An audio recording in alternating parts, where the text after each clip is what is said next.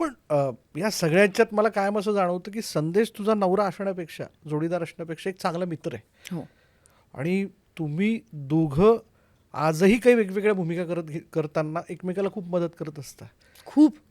इतकी वर्ष आज तुम्ही सोबत वेगवेगळ्या काय चित्रपटांमध्ये कामं केली असतील किंवा एकमेकाला मार्गदर्शन केलं असेल.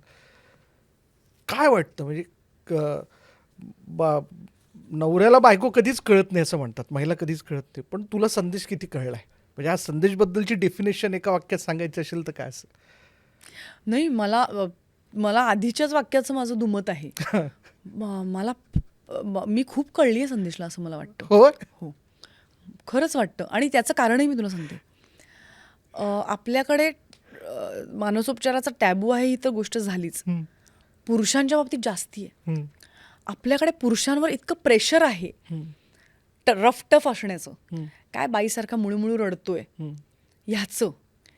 ह्या परिस्थितीत संदेश नी पण मानसोपचाराचा रस्ता घेतला माझ्याबरोबर. हं, कारण त्याला असं लक्षात आलं की नाही त्याच्याही भावनांची जबाबदारी त्यांनी घ्यायची आहे, माझ्या भावनांची मी घ्यायची आहे. हं, ही मला खूप मोठी गोष्ट वाटते. कारण मला असं वाटतं पुरुषांना जास्त अवघड आहे रे. हं, कारण बाई रडली तर चालतं हं. आणि रडणं ही इतकी खरं तर हेल्दी गोष्ट असते. काही मोकळं होतो भावनांचा माणूस.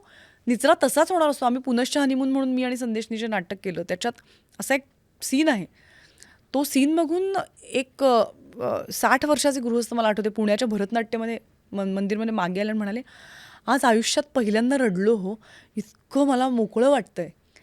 60 वर्ष तो माणूस रडला. मी केवढं प्रेशर असेल त्याच्या मनावर रे.